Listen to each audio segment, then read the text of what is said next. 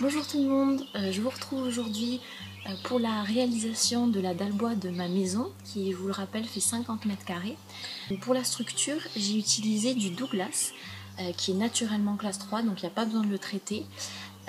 Et j'ai la chance d'avoir près de chez moi une scierie qui fait des très grandes pièces. Donc j'ai 2 poutres de 12 mètres et 5 poutres de 5 mètres. Ensuite j'ai fixé 40 solives avec des sabots. Il y a un entraxe entre mes solives de environ 40 cm, 40 cm et demi. J'ai fait l'équerrage, j'ai posé les équerres et j'ai fait le scellement chimique. Ensuite j'ai fixé des tasseaux de 3x4 en bas des solives avec des vis de 5x60 et j'ai fait reposer dessus donc mes fonds de caisson en OSB 3 qui font 9 mm. J'ai pas jointé les fonds de caisson pour qu'en cas de dégâts des eaux, ça ne crée pas des piscines. Pour la bande résiliente, j'ai utilisé de la bande de liège que j'ai trouvée chez la maisonnaturelle.com. Je vous mets le lien si jamais ça vous intéresse. Donc ça c'est une bande de 6 cm. J'ai utilisé toute la largeur pour les poutres porteuses. Par contre pour les solives, j'ai pu couper en deux, ce qui m'a doublé ma quantité de liège. Il faut juste faire attention si on les agrafe, peut-être vaut mieux les coller. Moi je les avais agrafés, il faut juste faire attention en fait de bien enfoncer les agrafes dans le liège pour éviter que ça troue le pare-vapeur.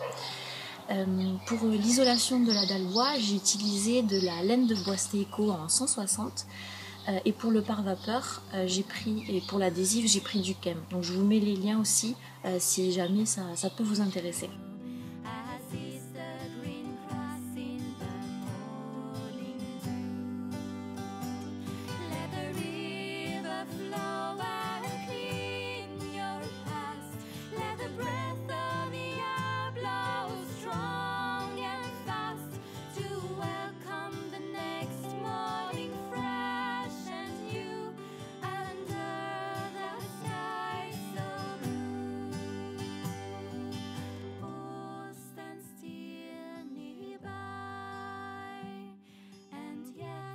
Can you hear the sweet lullaby of the quiet and vibrant air around?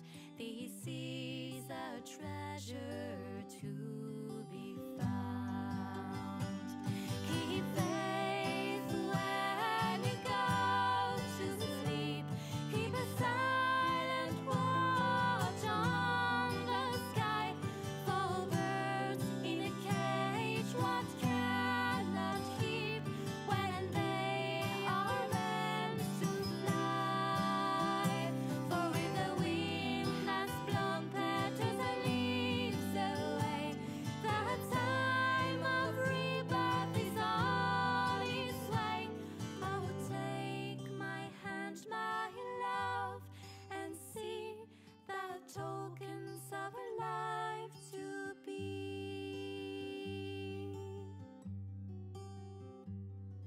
Une fois que c'était terminé, j'ai tout bâché, sauf que j'ai eu beaucoup de tempêtes ici, beaucoup d'eau, et ça a arraché ma bâche et ça m'a complètement abîmé le plancher, donc j'ai dû tout refaire, j'ai dû enlever l'isolant.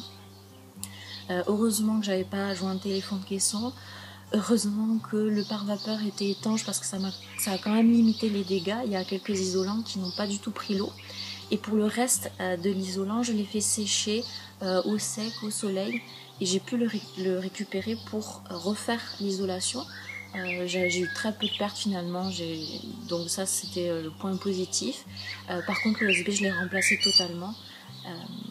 Et pour éviter un nouveau dégât des eaux, pour être sûr, quand j'ai terminé, j'ai mis du pare-pluie que j'ai fixé avec du Prima. Ensuite j'ai mis un film de protection de type sous-dallage. Donc je vous mets les liens en description si jamais ça vous intéresse aussi. J'ai mis une bâche de protection normale, basique, et j'ai fixé tout ça avec des tasseaux tout au long de la maison pour vraiment qu'il n'y ait aucune prise au vent et aucune eau qui passe. Donc j'espère que ça va marcher. Je vous dirai tout ça dans la prochaine vidéo où je ferai les murs. À bientôt, merci.